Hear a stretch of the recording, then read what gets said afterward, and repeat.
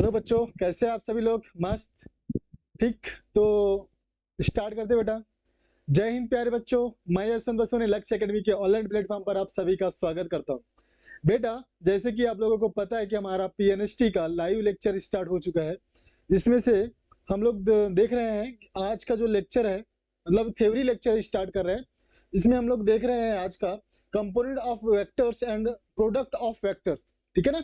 मतलब वेक्टर्स के कंपोनेंट कौन कौन से, जिसको रिजोल्यूशन कह सकते हो आप लोग, मतलब सदिश का जो घटक होता है उसके बारे में समझेंगे।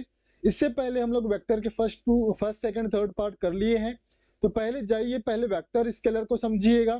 ठीक है, उसके बाद में स्केलर वेक्टर के डिफरेंस को समझिएगा। उसके बाद में इस लेक्चर को आप लोग वॉच कर सकते हो। आई होप ये लेक्चर आपको पसंद आए। ठीक है, तो हम लोग स्टार्ट करते हैं। आज का जो हमारा टॉपिक है पहला, आयताकार वियोजन। रेक्टेंगुलर कंपोनेंट क्या होता है? रेक्टेंगुलर कंपोनेंट क्या होता है बेटा? रेक्टेंगुलर कंपोनेंट का डेफिनेशन ध्यान दीजिएगा। ये जो नोट्स है बकायदा प्रिपेयर किया हुआ है, आपको एक्स्ट्रा मेहनत करने की आवश्यकता बिल्कुल भी नहीं है। आप टेलीग्राम चैनल पर जाइए, ये वाला पीडीएफ को डाउनलोड करिए या प्रिंट करवाइए, हैंड रिटन नोट्स बनाइए, आपकी मर्जी। ठीक है, लेकिन आपको नोट्स आयता का आयता मिलने वाला है।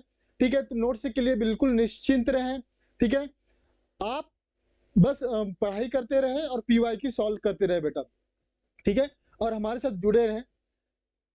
किसी सदिश को दो परस्पर लंबवत सदिशों में, ध्यान दीजिएगा, लंबवत सदिश बोल रहा है, लंबवत सदिशों में वियोजित करने की क्रिया को आयताकार या समकोणिक वियोजन कहते हैं तथा परस्पर लंबवत घटकों को आयताकार या समकोणिक घटक कहते हैं। ठीक है, मतलब सर इसका मतलब क्या होता है? यदि कोई वेक्टर ए है जो कि एक्स एक्सिस से, एक्स अक्ष से कितना कोण बना रहा है? थीटा कोण बना रहा है। तो उसके दो लंबवत हम लोगों ने कंपोनेंट या दो लंबवत भागों में विभाजित किया है। पहला भाग तो एक्स अक्ष में ए एक्स होता है, दूसरा भाग ए वाई। ठीक है, इसको हम लोग ऐसे भी लिख सकते हैं। ठीक है, सिंपल सिंपल। यदि ये वेक्टर ए है तो एक्स अक्ष में ए एक्स, वेक्टर ए एक्स सदिश ए, इसके दो कंपोनेंट हम लोग, दो लंबवत कंपोनेंट, दो लंबवत घटक बता सकते हैं। और लंबवत जो घटक होगा सदिश ए वाई होगा। ठीक है सर, लेकिन सदिश ए वाई और सदिश ए एक्स किसके बराबर होगा, इसके बारे में जानेंगे बेटा। वेक्टर ए जिस दिशा के साथ में थीटा कोण बनाता है, उस दिशा उसके घटक का परिमाण ए कॉस थीटा लिया जाता है। मतलब एक्स बराबर कितना होगा बेटा? ए कॉस थीटा। क्लियर है? मतलब वेक्टर ए जिस भी अक्ष के साथ में थीटा कोण बना रहा है, यदि सर, यदि लंबवत अक्ष मतलब वाई अक्ष के साथ में कोण थीटा बना रहा होता तो ए वाई बराबर हो जाता है ए कॉस थीटा। जिस भी किसी अक्ष के साथ में कोण आपको थीटा दिखे, उस अक्ष के कंपोनेंट या घटक को हम लोग क्या कहते हैं? ए कॉस थीटा कहते हैं। इसके साथ लंबवत दिशा में घटक परिमाण क्या हो जाएगा? ए साइन थीटा। अभी यहाँ ए वाई बराबर क्या हो जाएगा बेटा? ए साइन थीटा हो जाएगा। ठीक है, यहाँ तक समझ में आया? मतलब आपने सर ए एक्स बराबर ए कॉस थीटा बताया और ए वाई बराबर क्या बताया? ए साइन थीटा। यहाँ तक समझ में आ गया? मतलब सदिश ए को आपने दो लंबवत घटकों में विभाजित किया, समकोणिक घटकों में विभाजित किया। सर कौन कौन से? ए एक्स और ए वाई। सर ए एक्स बराबर कितना होगा? ए कॉस थीटा। सर क्यों होगा? क्योंकि सदिश ए एक्स अक्ष के साथ में थीटा कोण बना रहा है और इसका जो क्षैतिज घटक है ए एक्स है, तो ए एक्स बराबर ये हो जाएगा ए कॉस थीटा। यदि सर ऐसा होता तो क्या होता? जो कि स्थिति ऐसी उत्पन्न होती, तो यदि सदिश ए की स्थिति, सदिश ए की स्थिति ऐसा होता, ठीक है, जब ये ऊर्ध्वाधर के साथ में थीटा कोण बना है, जब ऊर्ध्वाधर के साथ में थीटा कोण बना है, उस स्थिति में आप ये वाला जो कोण है ए वाई बराबर लिखोगे ए कॉस थीटा, और फिर दूसरा जो बच जाता है ए एक्स, ध्यान दीजिएगा, अक्ष एक्स अक्ष के दिशा में ए एक्स, वाई अक्ष की दिशा में वो ए वाई, हम इसको लिख सकते हैं ए साइन थीटा। डन है बेटा? ठीक। तो हम आगे बढ़ते हैं। आई होप ये समझ में आ गया होगा। एक उदाहरण द्वारा समझते हैं। 40 न्यूटन का एक बल लिया हुआ है, एक्स अक्ष के साथ में कितना डिग्री का कोण बना रहा है? 45 डिग्री। मतलब सर कितना है? थीटा बराबर 45 डिग्री। ठीक है, इसके समकोणिक घटक मतलब ए एक्स और ए वाई का मान निकालना है। सर ए एक्स बराबर हमने क्या बोला? एक्स अक्ष बोला ना, तो ए एक्स बराबर ये हो जाएगा कॉस थीटा। ध्यान दीजिए। ठीक है ना। थीटा बराबर 45 है, तो हम लोग लिखेंगे ए का मान कितना है बेटा 40। ए का मान कितना है यहाँ पर 40 है। ए का मान कितना है 40 और थीटा का मान 45। तो मैं ए का मान 40 लिखूंगा, cos 45। और cos 45 आपको पता होना चाहिए बेटा, cos 45 कितना हो जाता है बेटा 1/√2, 1/√2 मतलब 40/√2 आंसर है। और √2 को √2 ऊपर नीचे मल्टीप्लाई करोगे तो ये हो जाएगा, 2 से कैंसिल हो जाएगा, 2 20 40 और 20√2 आपका आंसर आ जाएगा। मतलब x अक्ष में जो घटक मिलेगा उसका मान कितना है 20√2। सर ए वाई कितना हो जाएगा, मतलब ऊर्ध्वाधर घटक, तो जो कॉस है कॉस तो आ गया, अब बचा साइन। हम लिखेंगे साइन थीटा। साइन थीटा मतलब सर ए का मान तो 40 दिया हुआ है, गुना में साइन थीटा मतलब सर साइन 45। साइन 45 का मान बेटा आपको याद होना चाहिए, साइन 45 भी वही होता है जो कॉस 45 होता है, 1/√2। सर √2 और √2 ऊपर नीचे गुना कर दे, हाँ कर दो बेटा, √2 और √2 गुना कर देंगे तो दो, इसका मान कितना हो जाएगा, 2 √2 मल्टीप्लाई √2 कितना हो जाता है बेटा 2 हो जाता है। तो इसको इससे कैंसिल करेंगे तो 20 आ जाएगा। इसका भी मान सेम वही मिलेगा जो हमको ऊपर मिला था, क्योंकि cos 45 और sin 45 का मान वही मिलता है, ठीक है, सेम मिलता है। इस प्रकार से आपने इस एग्जाम्पल को बेहतरीन तरीके से समझ लिया। यदि कोई डाउट होता है आपको तो आप कमेंट बॉक्स में अपना डाउट पूछ सकते हो। ओके ठीक, बढ़ते अगला। अगला उदाहरण दिया हुआ है I cap minus 2j cap minus 3 cap का परिमाण और उसकी दिशा में एकांक सदिश। ये बहुत बहुत बहुत इजी है। इस प्रकार का सेम टू सेम प्रश्न मैंने पिछले वाले पार्ट में कंप्लीट करवा दिया था या करवा कर बता दिया था किस प्रकार से करते हैं। फिर भी ध्यान दें, यहाँ पर हम लोग शॉर्ट तरीके से करेंगे। जिसने पिछला लेक्चर नहीं देखा होगा बेटा तो प्लीज जाइए उस लेक्चर की थ्योरी और उसके उदाहरण एग्जाम्पल जो कि पीवाईक्यू हमने उसमें ऐड करा हुआ है उसको साथ में देखिएगा। उसके साथ में अब इस लेक्चर को आप देख सकते हो, तब ये वाला जो क्वेश्चन आपको उस पार्ट में देखने के लिए मिलेगा। हम लोग यहाँ पर इसका परिमाण निकालते हैं। माना वेक्टर ए बराबर सदिश ए का मान लिया I cap minus 2j cap minus में 3k केप। सर इसका परिमाण मतलब इसका मॉड, इसका मॉड मतलब सर फॉर्मूला आपको याद है, इसका जो गुणांक है इसका वर्ग, इसके गुणांक का वर्ग तो -2 का वर्ग, इसके गुणांक का वर्ग मतलब -3 का स्क्वायर। ठीक है, सभी का स्क्वायर लगा दिए, सभी का वर्ग आसान है बेटा, बहुत आसान है। एक का वर्ग 1 और ये ऋण का वर्ग तो धन हो जाता है, इसका मतलब ऋण को हटा दो।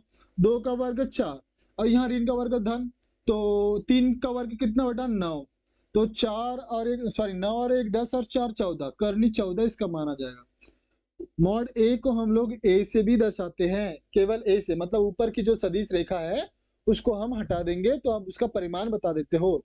अब इसका एकांक सदिश, एकांक सदिश के लिए फॉर्मूला सर आप इस प्रकार से लिखते हो, ए के बराबर सदिश ए परिमाण में ये, इस प्रकार से।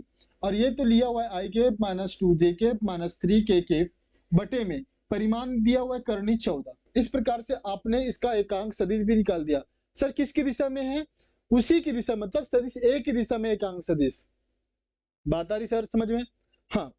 अच्छा एक चीज और, एक चीज और आपने पढ़ा होगा, आपने पढ़ा होगा, ध्यान दीजिएगा, सदिशों का वियोजन की बात करेंगे।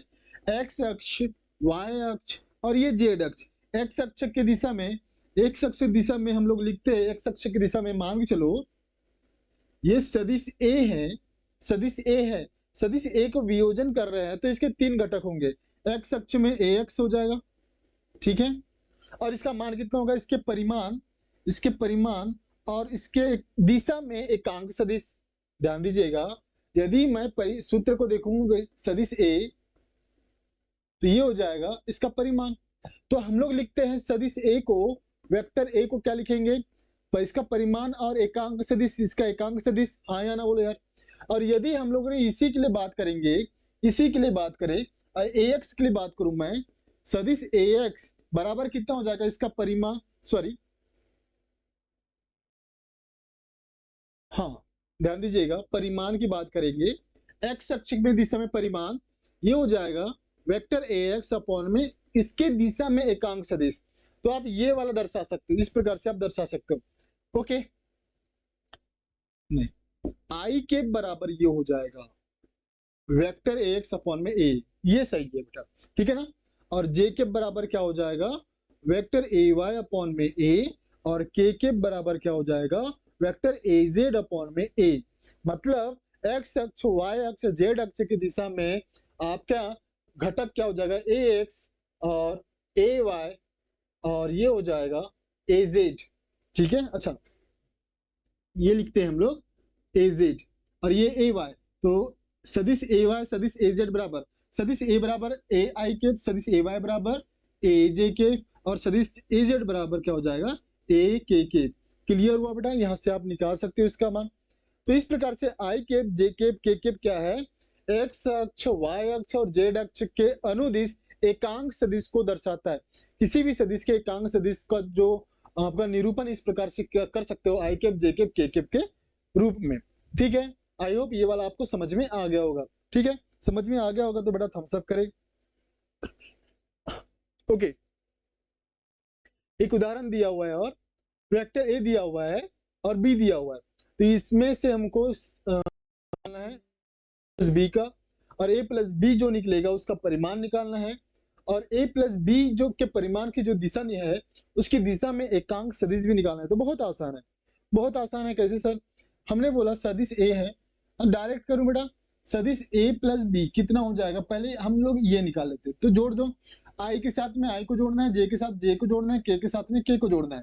ठीक है ना, 3 और 1 बेटा 4। तो अच्छा आपको ऐसा ऐसा समझ में आ रहा होगा तो ऐसा लिख लेते हैं, आई केप कितना है बेटा, आई सॉरी एक वेक्टर ए बराबर आई केप प्लस में 2 जे केप माइनस में बेटा के केप है। यहां तक क्लियर है सभी को? हाँ, अब वेक्टर बी बराबर कितना दिया हुआ है, वेक्टर बी बराबर कितना दिया हुआ है, ये 3 आई केप प्लस में जे केप माइनस में के केप। ठीक है, और सिंपली जोड़ना है बस, जैसे आप लोग ने 10th में करा हुआ है। सदिश ए बराबर सदिश ए प्लस सदिश बी बराबर 3 और 1 बेटा 4 आई के, आई के साथ में आई के, आई को, और जे के साथ में जे को, के साथ में के को, इस प्रकार से जोड़ना है। ठीक है, और प्लस माइनस का बिल्कुल ध्यान रखना है। 2 और 1 बेटा 3, और यहाँ माइनस माइनस, और ये 2 के। ठीक है, 2 के। ओके, अब इसका परिमाण निकालना है, तो इसका परिमाण कितना निकल जाएगा, इस प्रकार से मॉड निकालोगे। तो हम लोग निकालते हैं करनी में, आई का गुणांक कितना है, 4 का वर्ग, प्लस जे का गुणांक कितना है, 3 का वर्ग, के का कितना है -2 का वर्ग आएगा, तो हम लोग सिर्फ 2 लिख रहे हैं, और 2 का वर्ग कितना होता है, 4। ठीक है, करते हैं इसको, 16 9 4, 9 और 4 16 और 9 कितना होता है बेटा 25, 25 और 4 कितना होता है 29। लिख सकते हैं करनी 29 बराबर। तो ये सदिश ए और सदिश बी का क्या हो जाएगा, योग का परिमाण है। ठीक है, यहाँ तक क्लियर है सभी को, यहाँ तक क्लियर है सभी को, कोई दिक्कत? अब इसका परिमाण निकल गया और ये सदिश का मान निकल गया, ये 2 मान निकल गए आपके पास में। ठीक है, और इसका परिमाण आपको पता होना चाहिए बेटा। एकांक सदिश आप लोग लिखते हो, एकांक सदिश, एकांक सदिश के लिए फार्मूला क्या आ जाएगा, सदिश ए प्लस बी और इसका परिमाण, सदिश ए प्लस बी का क्या हो जाएगा, परिमाण, और ये मान रखोगे दोनों तो आपको आंसर मिल जाएगा। आए बात समझ में? यहाँ तक सभी को क्लियर है? ठीक, तो बड़े अगले प्रश्न पर। अगला प्रश्न, अच्छा अगला टॉपिक है हमारा सदिशों का अदिश गुणन, सदिशों का अदिश गुणन। तो 2 सदिशों का अदिश गुणन क्या कहते हैं बेटा, ध्यान दीजिएगा। वेक्टर ए और वेक्टर बी का अदिश गुणनफल उनके परिमाणों और उनके बीच के कोण के कोसाइन के गुणनफल के बराबर होता है। मतलब फार्मूला दिया हुआ है, vector A dot vector B बराबर ए बी कॉस थीटा, ये रटा हुआ होगा आपको बेटा। ठीक है, कोई दिक्कत नहीं है। और vector A dot vector B, A B को हम लोग लिख सकते हैं, वेक्टर ए के मॉड को लिख सकते हैं ए, और वेक्टर बी के मॉड को लिख सकते हैं बी। ठीक है ना, तो उस फॉर्मेट में आपको ये वाला आंसर मिला हुआ है। ठीक है ना, mod vector A mod vector B cos theta, theta क्या है, वेक्टर ए और वेक्टर बी के बीच का कोण दिया हुआ है। ठीक, तो इसके अधिकतम और न्यूनतम के लिए बात करेंगे, अधिकतम सॉरी चलिए अधिकतम और न्यूनतम के लिए बात करेंगे। क्या होता है अधिकतम और न्यूनतम, मतलब सदिश का अदिश गुणनफल, सदिश का अदिश गुणनफल अदिश होता है, ध्यान दीजिएगा, सदिश का अदिश गुणनफल क्या होता है, अदिश होता है, स्केलर होता है।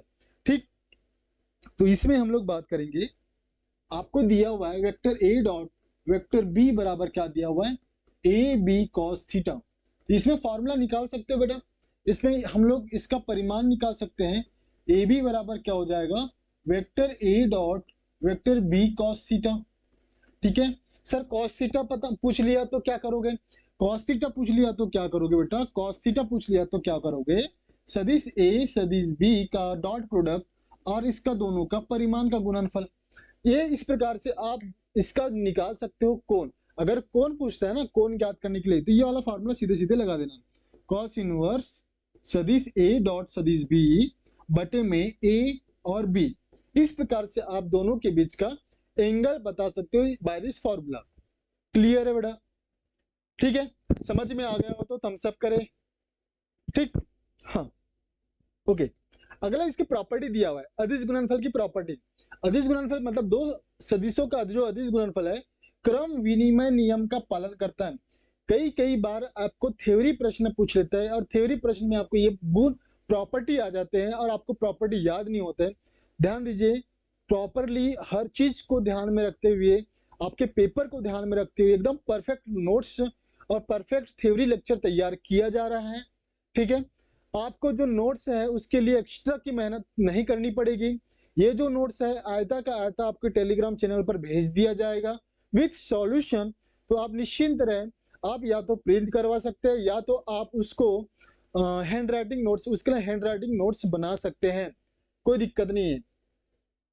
तो क्रम विनिमय नियम बेटा आप इस प्रकार से लिखोगे, क्रम विनिमय नियम को आप इस प्रकार से लिखोगे।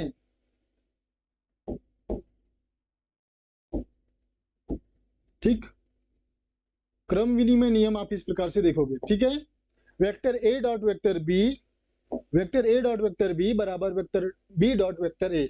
इसका मतलब बेटा अदिश का अदिश जब गुणनफल पढ़ते हो, यदि मैं लिखूं सर 2 गुणित 5, अगर 10 आ रहा है तो क्या 5 गुणित 2 ये भी 10 मिलेगा?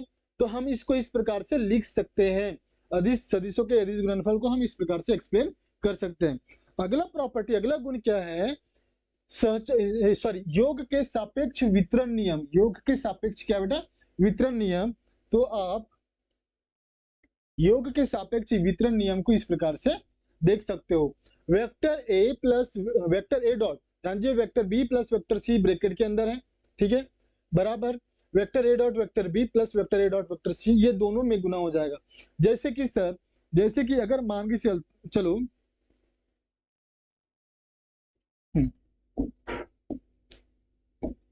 चलिए इसी सर 5 गुना 2 धन 3, आप इसमें करोगे बेटा 5 गुणित 2 धन 5 गुणित 3, इस प्रकार से करते हो, हल करते हो, सिंपल है।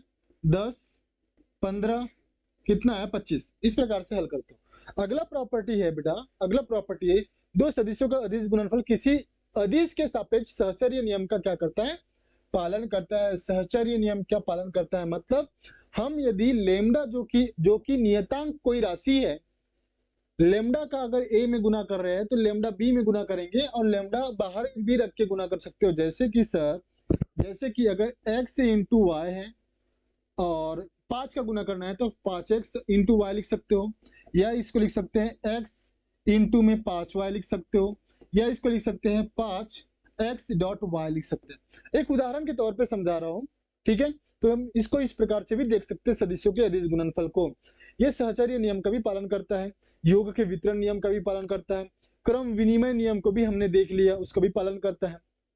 अगला जो है प्रॉपर्टी है, किसी सदिश का अदिश गुणनफल उसके परिमाण के वर्ग के तुल्य होता है। ध्यान दीजिएगा, अगर मान चलो दो समान सदिश है, दो समान सदिश है सर, तो वेक्टर ए और वेक्टर ए का जो अदिश गुणनफल है उसके परिमाण के गुणनफल के वर्ग के बराबर होगा। सर कैसे होगा, अगर मान चलो वेक्टर ए इस प्रकार से दिया हुआ है, सॉरी, दो समान सदिश है वेक्टर ए और वेक्टर ए, तो इनके बीच का कोण कितना होना चाहिए, 0 होना चाहिए।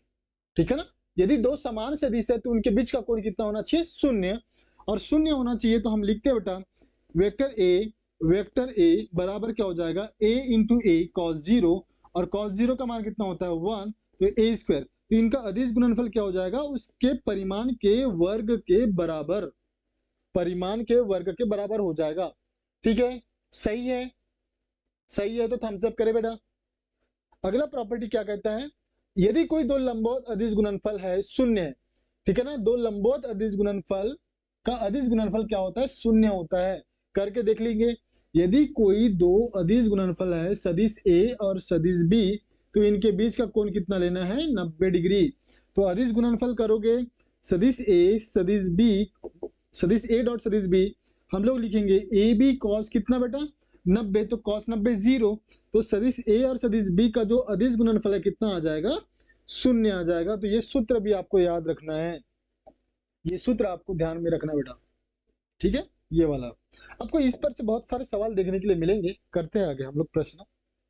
अगला जो प्रॉपर्टी दिया हुआ है, अगला प्रॉपर्टी क्या है, समांतर सदिशों का गुणन अदिश गुणनफल उनके परिमाणों के धनात्मक अथवा ऋणात्मक गुणनफल के बराबर होता है, ठीक है।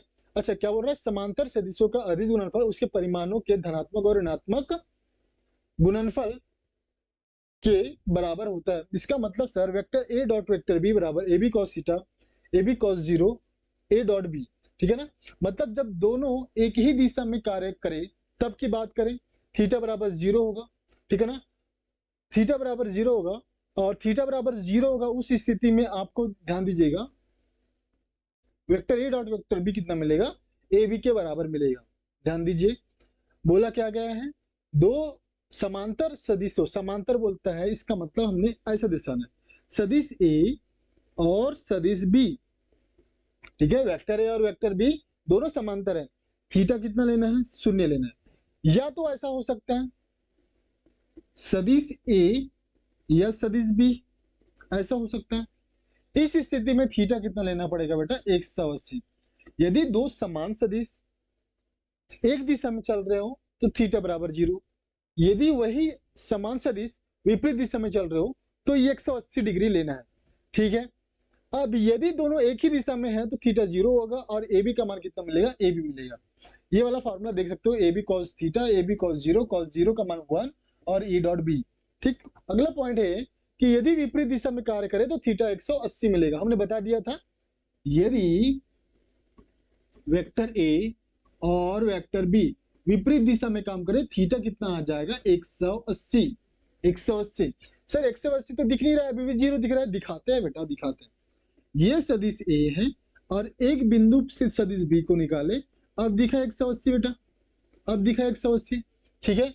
जब 180 होगा तो vector A dot vector B formula हमने पढ़े A B cos theta A B cos 180, cos 180 का मान ऋण -1, तो माइनस आ जाएगा सामने, आंसर मिलेगा माइनस ए डॉट बी, इसके परिमाण का ऋणात्मक रूप मिलेगा, ठीक है, इसके गुणनफल का ऋणात्मक रूप। अगला देखते हैं हम लोग तीन विमाओं में जो सदिशों का अदिश गुणनफल है वो देखते हैं। ये देख लिए थे हम लोगों ने, वेक्टर ए और वेक्टर बी दिया हुआ है, अगर A X I cap A Y J cap A Z K cap, vector B दिया हुआ है दूसरा सदिश दिया हुआ है B X I cap B Y J cap B Z K cap, तो इसका अदिश गुणनफल सीधा सीधा क्या करना है, आई के आई को गुना करना है ए एक्स बी एक्स, जे के जिस साथ जे के साथ आई के साथ आई का गुणनफल करोगे तो आई डॉट आई कितना होता है और जे डॉट जे कितना होता है, के डॉट के कितना होता है, के डॉट के। ध्यान दीजिएगा हमने बोला समान सदिश है तो उसका उसके साथ में गुणनफल कितना हो जाना चाहिए, उसके परिमाण के स्क्वायर के बराबर। तो इसका परिमाण कितना आता है बेटा, आई का परिमाण आई कैप का परिमाण 1 और ये वाले आई कैप का परिमाण 1, मतलब एकांक सदिश का परिमाण ही 1 होता है,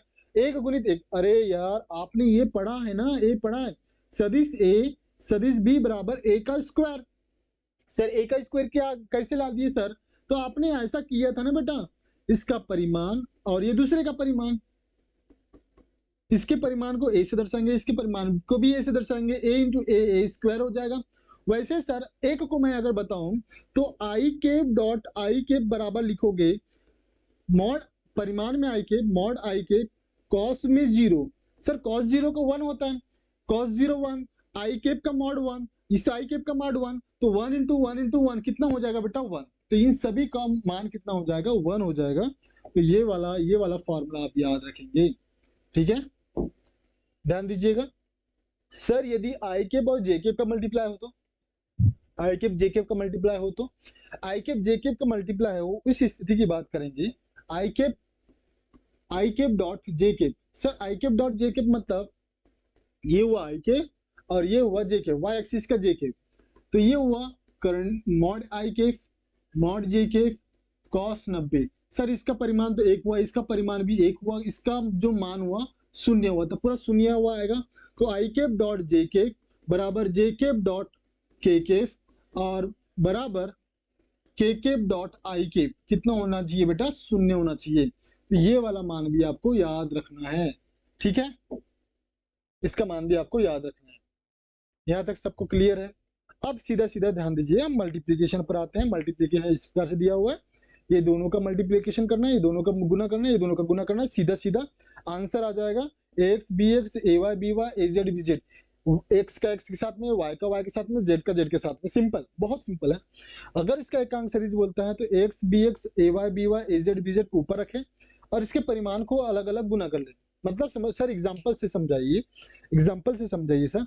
एग्जाम्पल करते हैं, यदि सदिश ए दिया हुआ है 2i के प्लस 2j के प्लस 2k के, और यदि सदिश बी दिया हुआ है 3i के प्लस 3j के प्लस 3k के।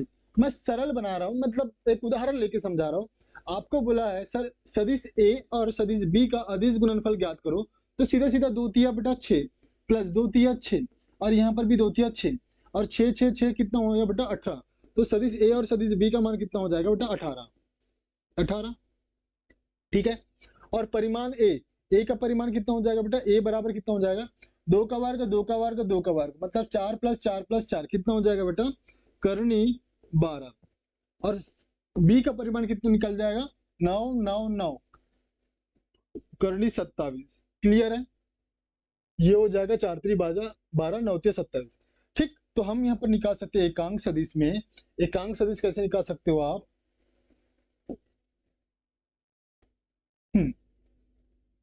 कोण निकालना है, कोण थीटा, इनके बीच का कोण निकालना है। cos थीटा बराबर ये हो जाएगा सदिश vector A dot vector B कितना आया? Vector A dot vector B 18 आया। 18 बटे में इन दोनों का अलग अलग परिमाण, इन दोनों का अलग अलग परिमाण कितना आ जाएगा? करनी 12, करनी 12 गुणित करनी 27। ये दोनों का गुना करोगे तो आप थीटा निकाल सकते हो। आसान है, बहुत आसान है। फिलहाल के लिए हम लोग मनगढ़ंत उदाहरण ले लिए हैं, इस वजह से थोड़ा सा टफ सॉल्यूशन मिल रहा है। आपको जो उदाहरण दिया जाएगा, प्रश्न में दिया जाएगा पेपर में, वो बहुत ही आसान होगा। बहुत ही 1 मिनट 30 सेकंड के अंदर आपका आंसर निकाल सकते हो। यदि फॉर्मूला याद है, कॉन्सेप्ट याद है, तो तुरंत आप चुटकियों में आंसर हल कर सकते हो। हम करके भी बताएंगे। अगला उदाहरण देखते हैं, ठीक है। एग्जाम्पल लिखते हैं बेटा, वेक्टर ए और वेक्टर बी दिया हुआ है, vector A dot vector B का मान क्या है? सीधा करूं मैं बेटा, यहाँ 2 1 2 vector A dot vector B कितना दिया हुआ है? 2 1 2 और ये माइनस माइनस क्या हो जाएगा? प्लस, यहाँ पर भी 2 आ जाएगा, 2 1 2 और ये माइनस माइनस क्या हो जाएगा? प्लस माइनस माइनस और 1 1 1, ठीक है। 2 और 2 4 में से 1 गया 3, तो vector A dot vector B का मान कितना निकल गया? 3 निकल गया। ये अदिश आया बेटा, इसीलिए दो सदिश का अदिश गुणनफल क्या होगा? अदिश होगा, मतलब स्केलर होगा। ओके, अगला उदाहरण देखते हैं। अगला उदाहरण क्या होता है? वेक्टर ए दिया हुआ है, वेक्टर बी दिया हुआ है और दोनों परस्पर लंबवत है, तो रो का मान निकालना है। इस रो का मान निकालना है। सर रो का मान कैसे निकालेंगे? हमने बोला कि यदि दो सदिश का अदिश गुणनफल, सॉरी, दो सदिश लंबवत है तो उसका अदिश गुणनफल कितना होना चाहिए? 0 होना चाहिए। तो 2 का 2 के साथ गुना, इसका इसके साथ में गुना और पी का इसके साथ में गुना, तो करो 2 दूनी 4 और ये हुआ प्लस माइनस माइनस 2 1 2 और ये हुआ यहाँ 1 है तो यहाँ बच जाएगा प्लस पी बराबर में 0। 4 में से 2 गया बेटा 2 प्लस पी बराबर 0, तो पी बराबर कितना आया? ऋण 2। तो यहाँ कितना आ जाएगा? पी का मान -2। ऑप्शन नंबर बी आपका करेक्ट है, ठीक है। ओके, अगला प्रश्न देखते हैं। सदिश ए और सदिश बी दिया हुआ है, इसके बीच का कोण ज्ञात करना है। तो कॉस थीटा आपको याद है, कॉस थीटा याद है। सदिश ए का सदिश और सदिश ए और सदिश बी का क्या निकालना है? डॉट प्रोडक्ट, मतलब अदिश गुणनफल। और सदिश ए का परिमाण निकालना है, सदिश बी का परिमाण। सीधा सीधा फॉर्मूला लगा सकते हो, इस प्रकार के उदाहरण में देख सकते हो। तो पहले गुना करते हैं बेटा, गुना करते हैं कॉस थीटा, आई का आई के साथ में गुना, जे का जे के साथ में गुना और के का के साथ में गुना करो। ये -2 प्लस माइनस -2 और ये प्लस माइनस -2 बटे में ये हो जाएगा करनी 3 और ये हो जाएगा बेटा 2 का वर्ग 4 4 4 करनी 12, ठीक है ना। भारतीय 36, ये हो जाएगा -6 माइनस 30 सॉरी अपॉन में करनी थी 36, ये हो जाएगा 6, 6 से 6 1 -1। तो कॉस थीटा बराबर ऋण 1 आया। और कॉस थीटा का किस एंगल पे -1 आता है? कॉस थीटा आता है बेटा, कॉस थीटा कॉस 180 बराबर आता है -1। तो थीटा बराबर कितना आ जाएगा? 180। थीटा बराबर कितना आ जाएगा? 180। क्लियर है सभी को? बड़े अगले प्रश्न पर, अगला प्रश्न क्या कहता है समझिएगा। देखेंगे अगला प्रश्न। ये दिया हुआ है vector a plus vector b, vector a minus vector b, तो a और b के बीच का कोण सीधा सीधा याद रखेंगे 90 अंश। हल कर सकते हो। सदिश a प्लस सदिश b बराबर सदिश a माइनस में सदिश b। इसका दोनों का वर्ग निकालूंगा तो a प्लस बी का वर्ग, a माइनस बी का वर्ग, मतलब a का स्क्वायर प्लस b का स्क्वायर प्लस में 2 vector a dot vector b, ठीक, बराबर में बेटा a स्क्वायर प्लस में b स्क्वायर माइनस में क्या हो जाएगा 2 vector a dot vector b। ठीक, तो a स्क्वायर से a square cancel, b square से b स्क्वायर कैंसिल, ये हो जाएगा 2 vector a dot vector b बराबर में -2 vector a dot vector b। तो ये हो जाएगा, ये इधर आके 4 vector a dot 4 vector sorry vector a dot vector b, ये हो जाएगा ना बेटा, इधर से आकर 4 हो जाएगा, 0 हो जाएगा, इधर बचेगा कुछ नहीं।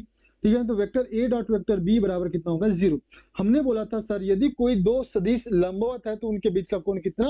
सर उनका अदिश गुणनफल 0 होगा। तो जब 0 मिल रहा है तो कोण कितना होना चाहिए? 90 अंश, मतलब थीटा बराबर 90। अगला प्रश्न देखते हैं इस प्रकार का, बहुत आसान है, इस पे कोण याद कर सकते हो। पीएनएसटी 2019 का सवाल है, पीएनएसटी 2019 का सवाल है, तो इसको कर सकते हैं बेटा आप लोग। हाँ, इनके बीच का कोण ज्ञात करना है, मतलब कॉस थीटा ज्ञात करना है। आई के साथ आई का गुणनफल, मतलब 2 दूनी बेटा 4 और ऋण ऋण धन हो जाएगा। सॉरी यहीं पर करे, इसका इसके साथ में गुना, इसका इसके साथ में गुना और इसका इसके साथ में गुना करो। कॉस थीटा बराबर 2 एका 2 -2 प्लस 3 दूनी 6 माइनस 4 एका 4 बटे में इसका परिमाण कितना हो जाएगा बेटा? करनी 2 का वर्ग 4, डायरेक्ट करें 2 का वर्ग 4, 3 का वर्ग 9 और 1 10। ठीक है, 9 और 1 10 सर 4 कितना बेटा? 14, करनी 14। इसका कितना मिलेगा? 4 4 16 और 16 और 4 20 और 1 21, करनी 21। ठीक, निकालेंगे तो ये हो जाएगा ऋण 6 ऋण से 0, ये 0 पूरा का पूरा 0, ऊपर वाला पद 0 आ रहा है, नीचे का हल करने की आवश्यकता ही नहीं बेटा। अगर ऊपर 0 आ रहा है नीचे हल करने की आवश्यकता नहीं, तो कॉस थीटा बराबर 0, तो थीटा बराबर कितना आ जाएगा कि अरे यार थीटा बराबर 0 कितना मिलता है? 0 किस में मिलता है? कॉस 90 में 0 मिलता है, तो थीटा बराबर कितना आ जाएगा? 90। थीटा बराबर 90, तो answer option number C match कर रहा है। बहुत आसान है, बहुत आसान है। आपको गुणनफल ही 0 मिल रहा है, तो सिंपल की बात करें, अगर कोई दो सदिश का गुणनफल 0 मिल रहा है तो उसके बीच का कोण कितना होगा? 90 डिग्री। इस प्रकार से देखते हैं, दो वेक्टर दिया, परिमाणी अधिकतम और न्यूनतम परिमाण दिया हुआ है, मतलब दो सदिश vector a plus vector b दिया हुआ है, कितना इसका अधिकतम परिमाण कितना दिया हुआ है? 17, और इसका न्यूनतम परिमाण कितना दिया हुआ है? 7। न्यूनतम परिमाण कितना दिया हुआ है? 7। ठीक है, तो पहले a और b का मान निकाल लो। a और b का a से b कैंसल, तो 2a बराबर कितना आ जाएगा बेटा? 17 7 कितना? 24। तो a का मान कितना बेटा? 12। a का मान कितना आ जाएगा? 12। ठीक है, a का मान कितना आ गया? 12। अब सर b का मान कितना निकाल सकते हैं हम लोग? अब जब इनका योगफल 17 है तो b का मान कितना आ जाएगा? 5। इनका परिमाण निकालने के लिए बोला है, एक दूसरे के समकोण पर उनके परिमाण का परिमाण कितना हो जाएगा? मतलब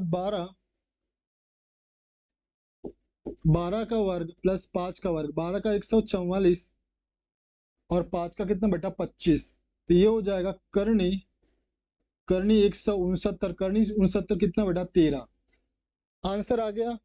बहुत ही चुटकियों में ला सकते हो, आपका कैलकुलेशन फास्ट है, आपका एकदम कॉन्सेप्ट क्लियर है, तो आप चुटकियों में आंसर कर सकते हो। ठीक है, पीएनएसटी 2019 का सवाल है। अगला सवाल देखते हैं, मॉड ए भी दिया हुआ है और इनके बीच का कोण बताना है। इनके बीच का कोण बताना है बेटा, इनके बीच का कोण कितना हो जाएगा बेटा? हाँ एक्स, अच्छा हाँ, मॉड दिया हुआ है, मॉड एक्स बराबर ए बी, तो इनके बीच का कोण कितना आ जाएगा? π/2, इनके बीच का कोण कितना आ जाएगा π/2। बढ़े अगले सवाल पर। 3ik + 4jk का परिमाण कितना हो जाएगा बेटा? सिंपल है, 3 का वर्ग 9, 4 का वर्ग 16 और ये 25, ऊपर कितना आ जाएगा 5। Option number A. तो इस प्रकार से पीएनएससी 2020 का सवाल है, बहुत ताजा। तो इस प्रकार से आपने समझा कि थ्योरी किस प्रकार से आप लोगों को क्लियर करना है, कॉन्सेप्ट आपने समझा, ठीक है। उसके साथ में उदाहरण भी देखे, एग्जाम्पल भी देखे, पीवाईक्यू भी देखे, ठीक है।